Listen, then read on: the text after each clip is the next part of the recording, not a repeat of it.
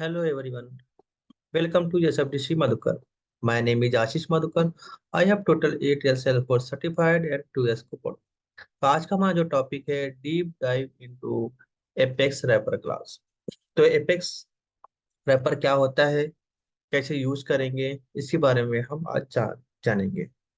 तो what is wrapper class, purpose of Apex wrapper, implementation of Apex Wrapper, best practices for Apex Wrapper and real world use cases for Apex Wrapper।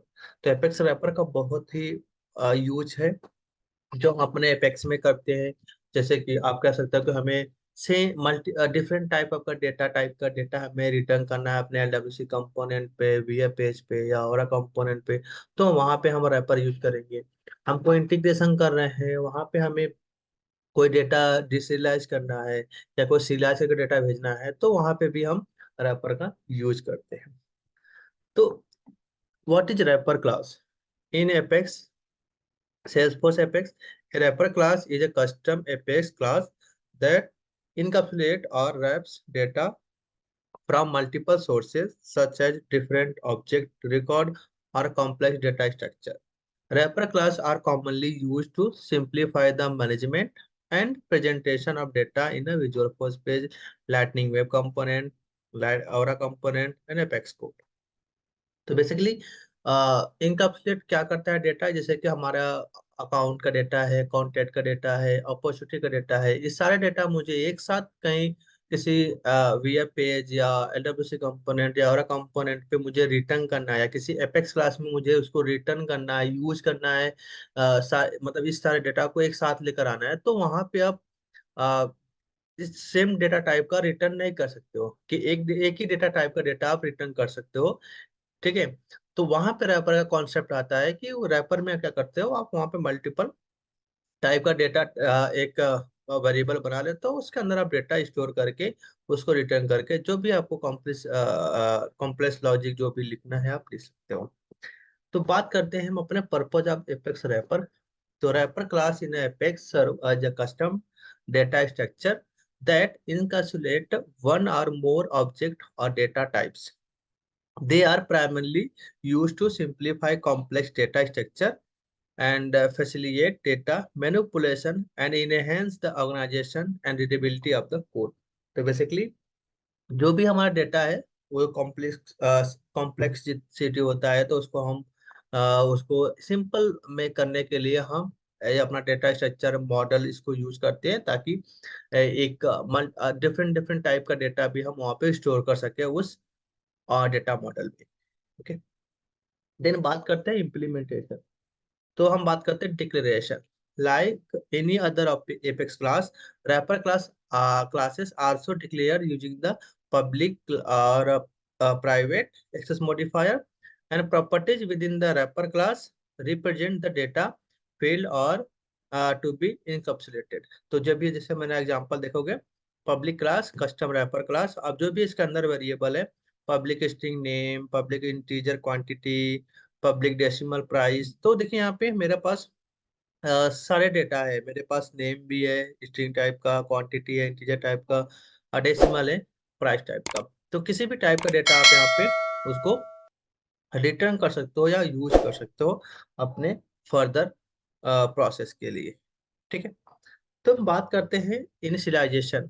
Instances of wrapper class can be created using their constructor passing appropriate value to initialize the properties। तो जैसे यहाँ पे हमने custom wrapper बनाया था, तो इसका instance जैसे आप रैपर क्लास का इंस्टेंस बनाते हो, सिंपली वैसे ही एपेक्स क्लास की तरह ही आपको इंस्टेंस बनाना है रैपर क्लास का भी, और जो भी वेरिएबल है उसके अंदर आप वैल्यू को स्टोर कर दोगे जैसे हमने यहाँ पे दिखा रहे हैं। ठीक है। देन बात करते हैं अपने usage. Once instantiated, wrapper class object can be used to store, manipulate और pass around the related data in the wrapper class। तो अगर मैं यहाँ पे देखिए system dot debug product name wrapper dot stand dot name करूंगा तो मेरे पास वो डेटा आ जाएगा। ठीक है। देन बात करते हैं best practices for apex wrapper class. So आप जो भी आप एपेक्स क्लास बना रहे हो उसको कीप इट सिंपल आप सिंपल ही रखो उसको, ऐसा कि इतना कॉम्प्लेक्स ना बना दो कि कोई दूसरा डेवलपर उसको समझ में ना पाए कि क्या लिखा है, आपने क्या बनाया और क्यों बनाया है। Okay. Define wrapper class with a clear purpose and avoid adding unnecessary complexity। तो जहां पे आपको जो सिर्फ नेसेसरी है वही आप ऐड करो, अननेसेसरी चीजें उसमें ऐड मत करो कि आप इतने कॉम्प्लेक्सिटी बढ़ा दो कि किसी को समझ में भी नहीं आया कि इस क्लास आपने रैपर क्यों बनाया है। ठीक है। कंसिस्टेंट नेमिंग के follow consistent naming convention for properties and method within wrapper class. तो जो भी आप रैपर क्लास का नाम दे रहे हो, जो भी वेरिएबल बना रहे हो उसके अंदर, वो आपका नेमिंग कन्वेंशन प्रॉपर रखे कि ये वेरिएबल क्यों बनाया है, इसमें किस टाइप का डेटा आना है, वो सारे आप उसी टाइप का वेरिएबल नेमिंग कन्वेंशन रखोगे।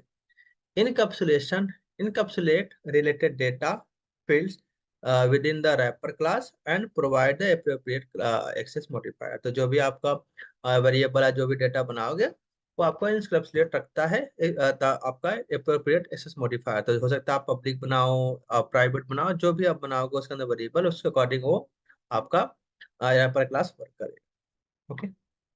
देन बात करते इम्यूटेबिलिटी।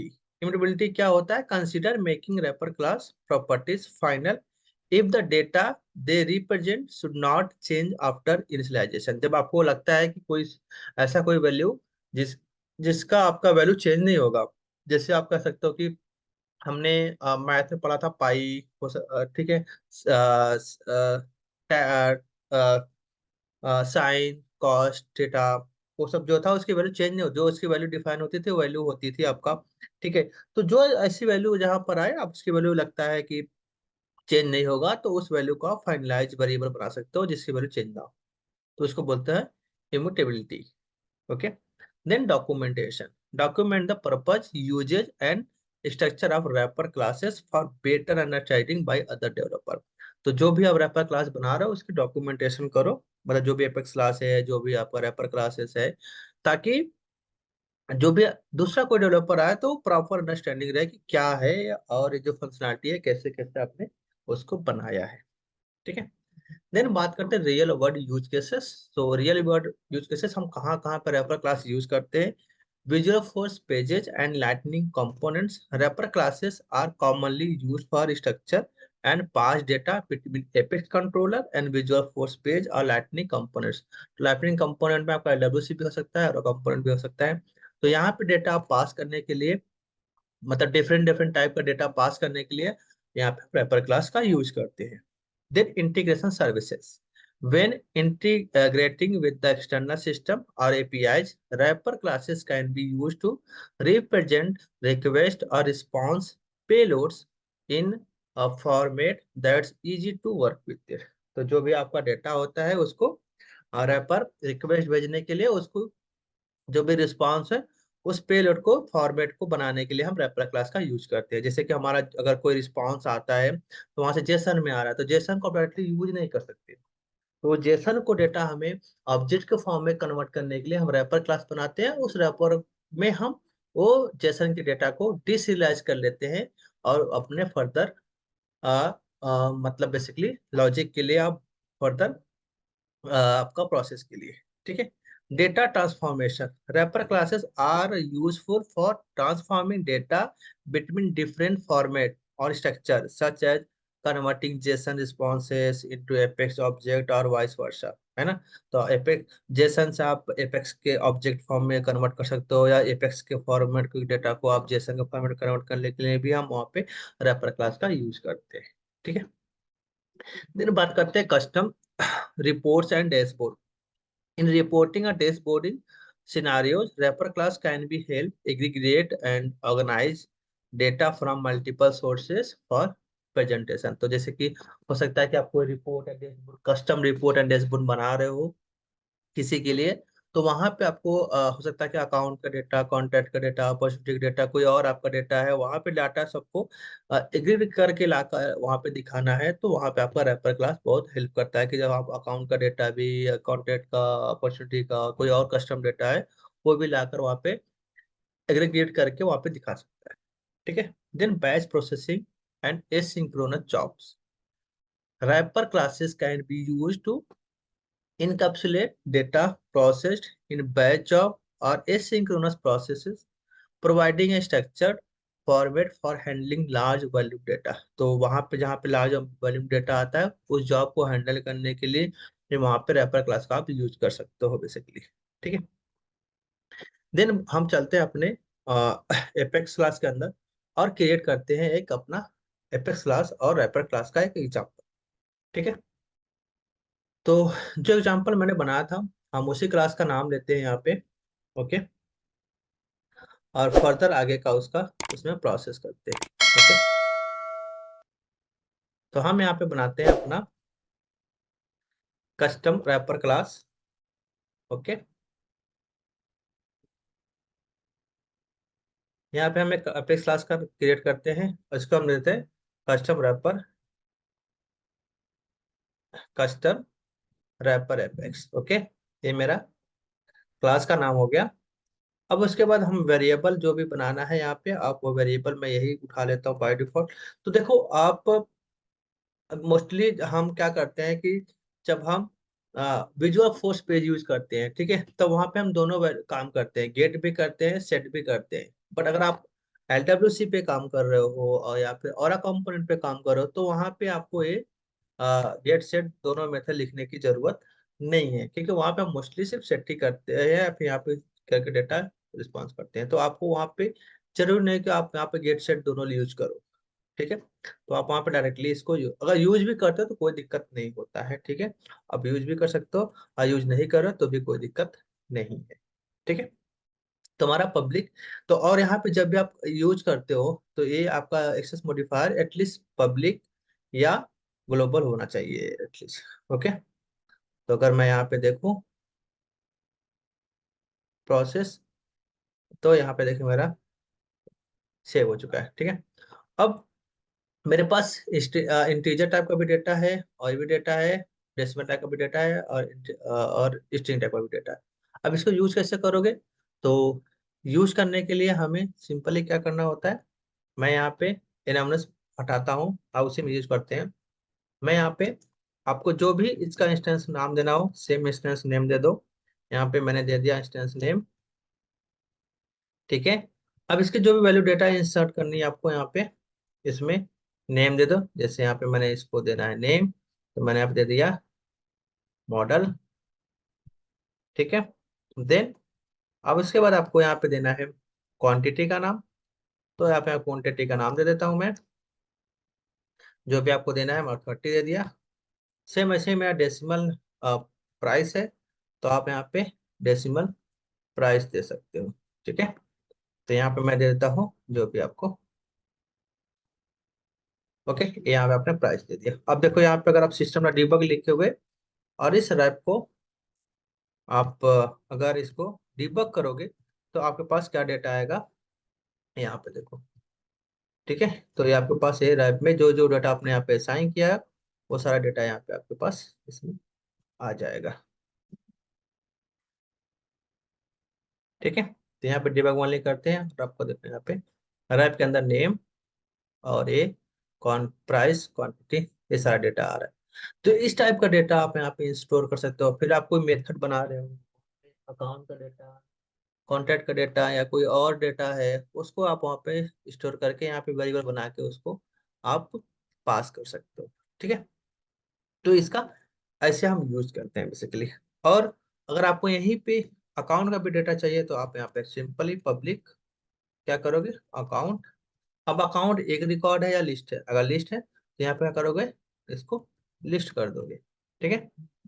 यहाँ पे इसको कर दो लिस्ट और यहाँ पे आप दे दो इसका नाम अकाउंट लिस्ट या फिर अकाउंट डेटा। ठीक है। ऐसे भी यूज हो। फिर ऐसे कॉन्टेक्ट का यूज करना है तो कॉन्टेक्ट का यूज कर सकते हो। तो मैं क्या करता हूँ एक और यहाँ पे बनाता हूँ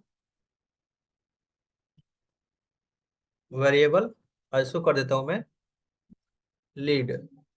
ठीक है। और यहाँ पे मैं बोलता हूँ इसको लीड का डेटा। ओके। अब मैं एपेक्स क्लास बनाता हूँ एक इस रैपर क्लास को कॉल करने के लिए। ठीक है। तो यहाँ पे मैं देता हूँ कॉल एपेक्स रैपर करके। ओके, अब यहाँ पे मैं क्या करूंगा, सिंपली एक मेथड बनाऊंगा, पब्लिक स्टैटिक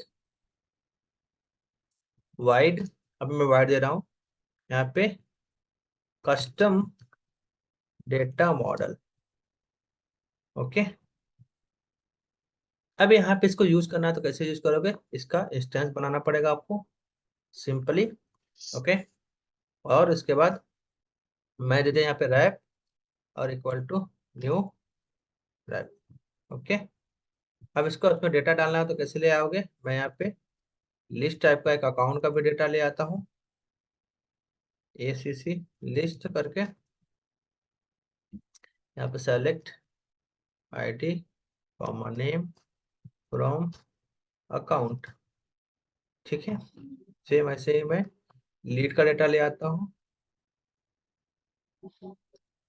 LD डेटा, और यहाँ पे मैं सेक्टर को लिख लेता हूँ, select ID comma name from lead. ठीक है, अब मैं इस रैप में डेटा असाइन कर देता हूँ सिंपली डॉट, और यहाँ पे मैं देता हूँ अकाउंट का डेटा, तो डॉट अकाउंट, और यहाँ पे लिस्ट को सीधा आप असाइन कर दो। ठीक है, और सेव करो। ठीक है, कोई एरर नहीं है। सेम ऐसे ही आप किसके लिए कर लो, लीड के लिए, तो यहाँ पे लीड का डेटा असाइन कर दो। ठीक है, अब जिस वेरिएबल का आप देखें यहाँ पे आपका नेम क्वांटिटी प्राइस भी था, अब जिसको यूज नहीं करोगे वो इसकी डिफॉल्ट वैल्यू जो थी वो आएगी। ठीक है, अब यहाँ पे इसको रिटर्न करना हो तो यहाँ पे क्या करोगे, रिटर्न रैप। अब यहाँ पे कोई एरर आएगा तो यहाँ पे क्या करोगे आप, अब जो रिटर्न टाइप जहाँ पे आपने ये किया है, देखिए एरर आ रहा है ना, यहाँ पे रिटर्न टाइप जहाँ वाइड है यहाँ पे कर दोगे इस कस्टम डेटा का मॉडल का आपका ये डेटा टाइप जो भी है। अब हमने रिटर्न करते हैं यहाँ पे, देखो यहाँ पे हमारा एरर गायब हो जाएगा, सेव हो जाएगा सक्सेसफुली। ठीक है, तो अभी एरर का दिखा रहा था हमारा, method must not return value. Okay, अब ये सेव हो जाएगा, जैसे ही सेव होते ही हमारा ये एरर भी गायब हो जाएगा। ठीक है, अब क्या है यहाँ पे, ये टाइम ले रहा है तो हम इसको एक बार क्या कर लेते हैं, यहाँ से प्रोसेस में आके इसको डिप्लॉयमेंट कैंसिल कर लेते हैं। ठीक है, तब से इसको सेव कर देते हैं और यहाँ पे हम इसको हटा देते हैं और इस मेथड को डायरेक्टली कॉल करते हैं यहाँ से। ठीक है, किस मेथड को, इस मेथड को। ओके,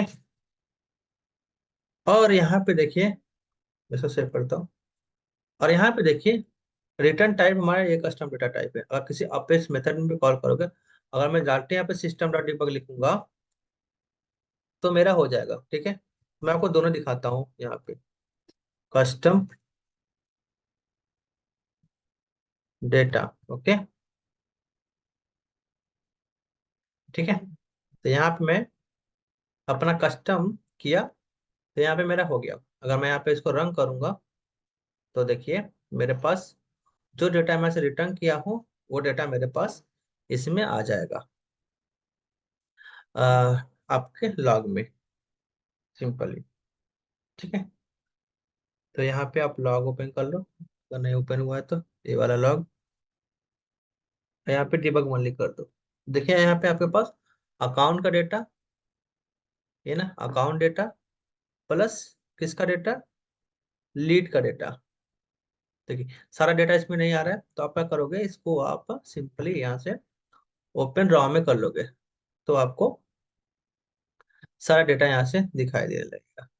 तो देखिए यहाँ पे आपका अकाउंट का डेटा आ रहा है, उसके बाद कि इसमें बहुत सारे रिकॉर्ड है तो यहाँ पे उसके बाद अकाउंट के बाद देखिए आपका यहाँ पे डॉट डॉट आने लगा ना, लीड का डेटा देखिए यहाँ पे आ रहा है, लीड का, यहाँ पे भी लीड का डेटा आ रहा है ना, तो ये लीड का डेटा है आपका।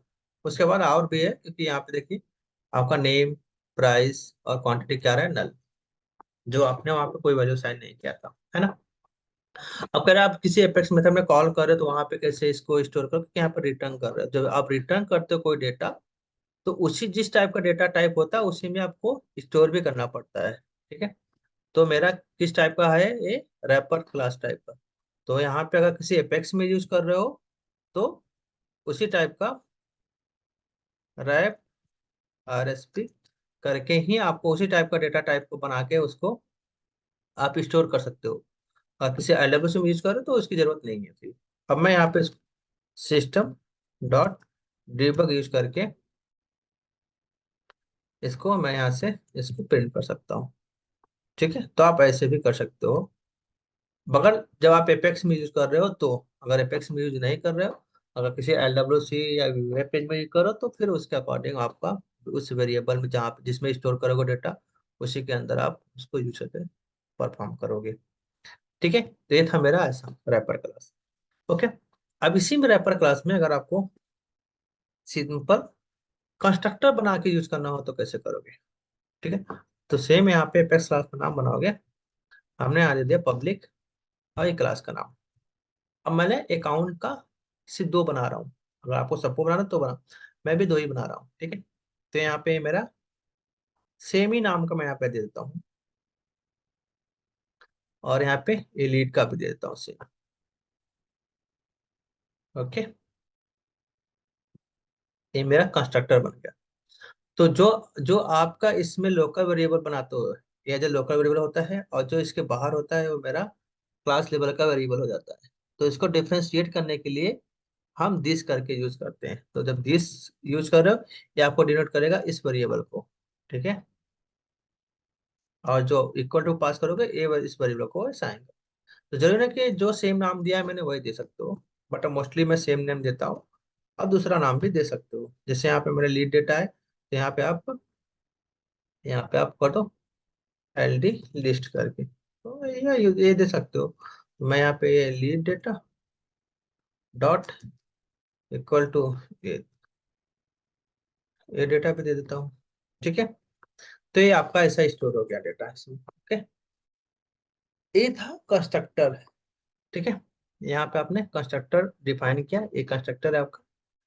आप उस कंस्ट्रक्टर में अपने वेरिएबल बना के अब डेटा उसको स्टोर कर रहे हो। ठीक है, बट जहां पे आप यूज कर रहे हो वहां पे यूज करने का तरीका भी चेंज हो जाएगा। ठीक है, तो यहाँ पे देखिए सेव हो गया। अब यहाँ पे डायरेक्टली आप साइन कर रहे थे, देखिए अभी मैं यहाँ पे स्पेस देकर बस सेव करूंगा तो यहाँ पे एरर आएगा, क्योंकि अब इसका यूज करने का ये तरीका चेंज हो जाएगा सिंपली।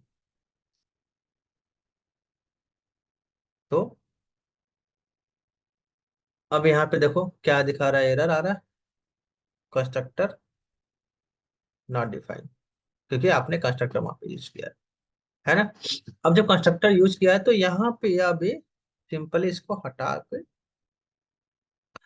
सकते हो सिंपली इसको, और डायरेक्टली इसको ऐसे कर दो। ओके, जब इसको कर दो तो आप देखिए वेरिएबल आपका ऐसे आने लगा, है ना। अब इसको यूज करना है तो, अगर ऐसा भी यूज करोगे तो डेटा इसमें क्या दिखाएगा, आएगा इसमें देखिए क्या आता है आपका variable null pointer attempt to difference null object, क्योंकि जो आपने यहाँ पे वेरिएबल बनाया है डेटा भी इसके अंदर तो आया ही नहीं है, ये नल देगा हमेशा बाय डिफॉल्ट, क्योंकि यहाँ पे यूज करने की कोशिश करोगे। तो आपको हमेशा यहाँ पे ये जो कंस्ट्रक्टर डिफाइन करना था वो आपने यहाँ पे नहीं किया है, ये जिसकी बात कर रहे हैं। ठीक है, तो अब इसको जब यूज करना है तो क्या करोगे आप, सिंपली ऐसे भी यूज कर सकते हो। जो यहाँ पे डेटा स्टोर करना था आपको, सिंपली अब इसके अंदर ये लिस्ट डेटा अकाउंट का, और ये इसका डेटा हमने कर दिया पास। अब इसको कर दो यहाँ पे कैंसल्ड। ओके, उसको कर दिया हमने कमेंट। अब मेरा यहाँ पे ये डेटा आ गया, ये मेरा कमेंट हो गया कोड को। अब इसको सेव कर देते हैं। तो ये मेरा देखिए अपडेट। अब हम यहाँ पे इसको रन करते हैं। तो मेरा यहाँ पे रिक्वेस्ट सेंड कर दिया और यहाँ पे एग्जीक्यूट कर गया। ठीक है, और यहाँ पे देखिए डेटा भी आने लगा। तो ये क्या था, मेरा कंस्ट्रक्टर बना के उसको यूज करना। ठीक है, तो ऐसे आप कंस्ट्रक्टर भी बना के अपना रैपर क्लास को यूज कर सकते हो, और जो भी आपके इसमें अपने कोई इंटीग्रेशन में यूज कर रहे हो तो उसके अकॉर्डिंग आप उसको अपने इस कस्टम, ये आपका कस्टम डेटा मॉडल है। कस्टम डेटा मॉडल आप अपने अकॉर्डिंग इसमें किसी भी टाइप का ऑब्जेक्ट का डेटा स्टोर कर सकते हो। किसी भी टाइप का डेटा टाइप भी कोई भी आप स्टोर कर सकते हो। कुछ भी जो आपको चाहिए वो आप बना के यहाँ पे यूज कर सकते हो, सिंपल। ठीक है, तो ये था मेरा डेटा टाइप, और ये एपेक्स आपका रैपर। ओके, तो आई होप आपको कुछ समझ में आया होगा। वीडियो के डिस्क्रिप्शन में अपना ब्लॉग का भी लिंक दे दूंगा, तो वहां पे जाकर आप उसको भी इसको रीड कर सकते हो और देख सकते हो। ओके, तो आई आई होप आपको वीडियो पसंद आए होंगे। अगर आपको कोई सजेशन या कुछ इसमें और वीडियो चाहिए तो आप मुझे वीडियो कमेंट कर सकते हो। मैं आपको और वीडियो बना के उसमें देने की ट्राई करूंगा, या कोई और यूज केस लेके उसमें कवर कर लूंगा। तो अगर आप मेरे चैनल पे नए हो तो चैनल को सब्सक्राइब कर सकते हो, अपने दोस्तों का शेयर भी कर सकते हो। मिलते हैं नए वीडियो में नए कंटेंट के साथ, तब तक के लिए बाय बाय, टेक केयर।